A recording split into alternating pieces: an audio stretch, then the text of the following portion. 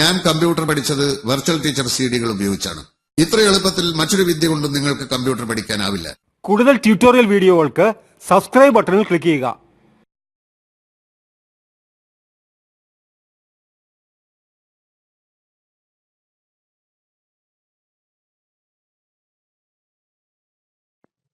ഇനി ഫോട്ടോഷോപ്പ് ഉപയോഗിച്ചുകൊണ്ട് ഹെയർ നമുക്ക് എങ്ങനെ ആക്യുറേറ്റ് ആയിട്ട് ഫാസ്റ്റ് ആയിട്ട് കട്ട് ചെയ്യാമെന്ന് നോക്കാം.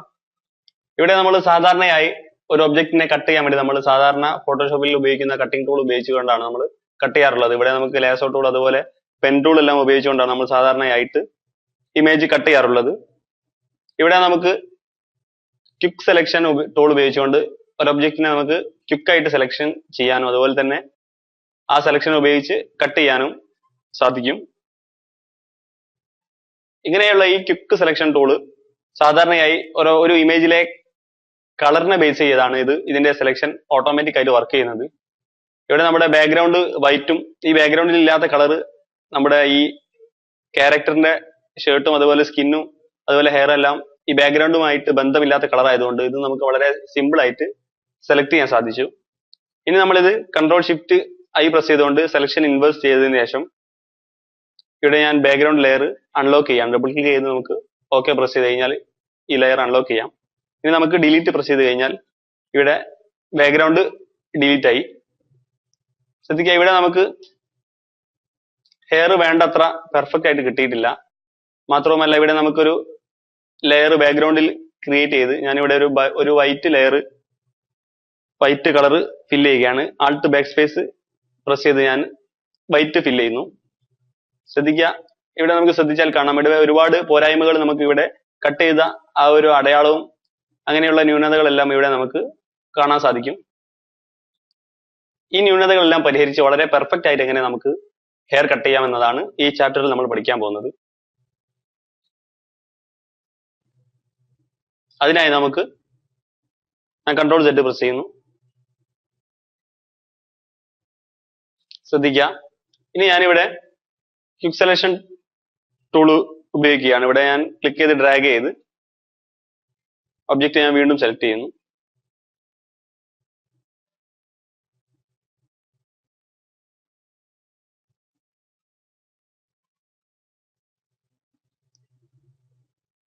Okay,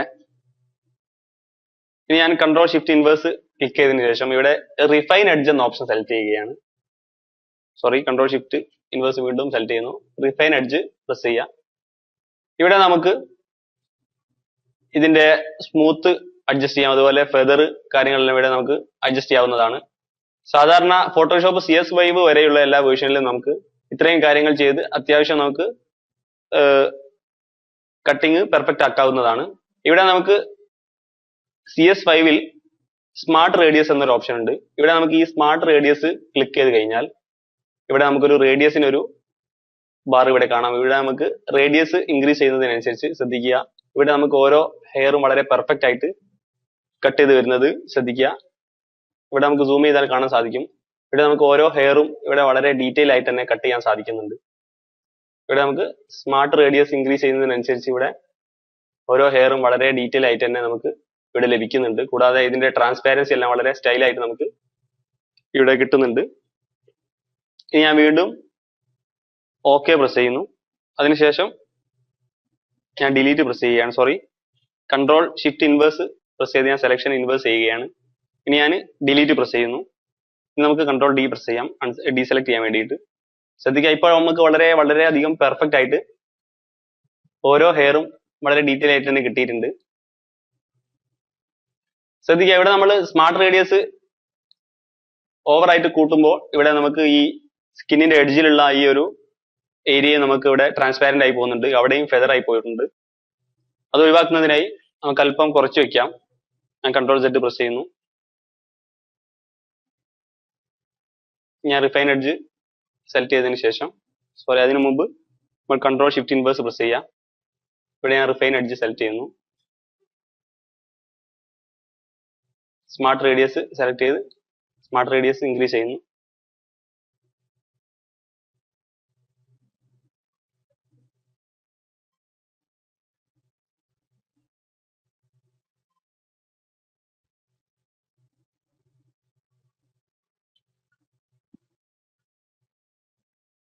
okay.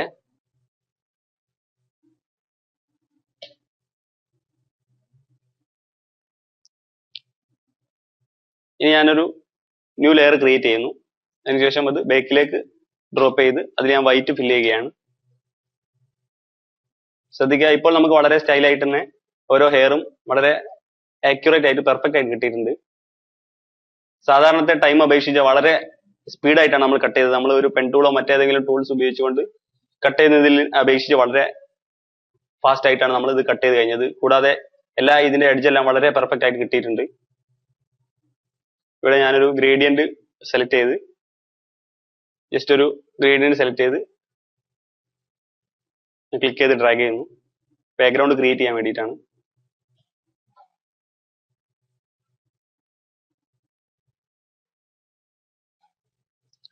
ഓക്കെ.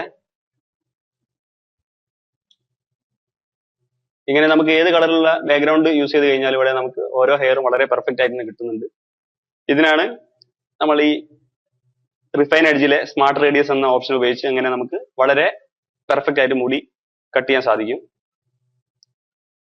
ഇത് കൂടാതെ ഞാൻ മറ്റൊരു മെത്തേഡും കൂടി കാണിക്കാം. ഇവിടെ ഞാൻ ഹിസ്റ്ററി സെലക്ട് ചെയ്ത്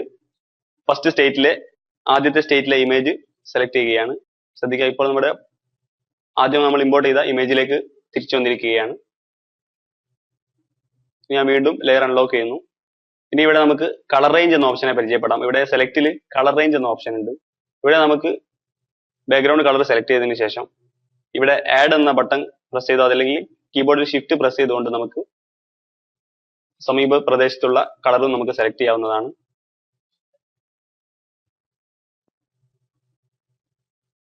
ഇവിടെ നമുക്ക് ഫസിനെസ് ഇൻക്രീസ് ചെയ്യുന്നതിനനുസരിച്ച് ഇതിന്റെ റേഞ്ച് ഇവിടെ ചേഞ്ച് ആവുന്നുണ്ട്.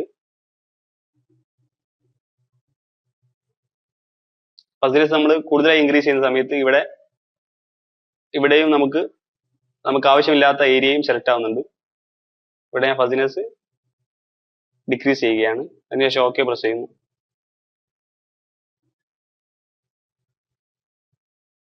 ഇനി ഞാനിവിടെ സെലക്ഷൻ കയറിപ്പോയ ഏരിയയിൽ സബ്സ്ട്രാക്ട് ടൂൾ ഉപയോഗിച്ച് സബ്സ്ട്രാക്ട് ചെയ്യുകയാണ്.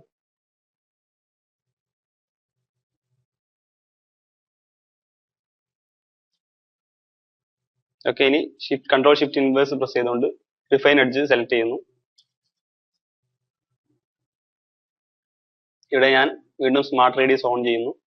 അതിനുശേഷം റേഡിയസ് ഇൻക്രീസ് ചെയ്യുന്നു.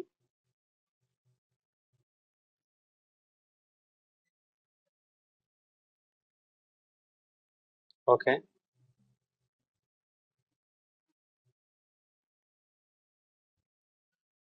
ഇനി വീണ്ടും കൺട്രോൾ ഷിഫ്റ്റ് ഇൻവേഴ്സ് പ്രസ് ചെയ്തുകൊണ്ട് ഡിലീറ്റ് ചെയ്യുന്നു. ശ്രദ്ധിക്കുക, ഈ ടൂൾ ഉപയോഗിച്ച് നമുക്ക് വളരെ പെർഫെക്റ്റ് ആയിട്ട് തന്നെ ഓരോ ഹെയറും കിട്ടിയിട്ടുണ്ട്. ഇനി നമുക്ക് ഒരു വൈറ്റ് ലെയർ ക്രിയേറ്റ് ചെയ്യാം.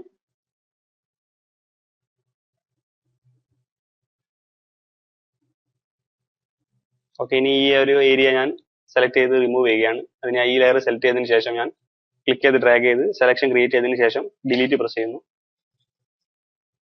ശ്രദ്ധിക്കുക, ഇങ്ങനെ നമുക്ക് വളരെ പെർഫെക്റ്റ് ആയിട്ട് തന്നെ ഓരോ ഹെയറും നമുക്ക് വളരെ ആക്യുറേറ്റ് ആയിട്ട് കട്ട് ചെയ്യാൻ സാധിക്കുന്നതാണ്.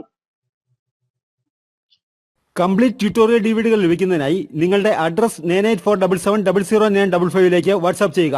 കൂടുതൽ ട്യൂട്ടോറിയൽ വീഡിയോകൾക്ക് സബ്സ്ക്രൈബ് ബട്ടണിൽ ക്ലിക്ക് ചെയ്യുക.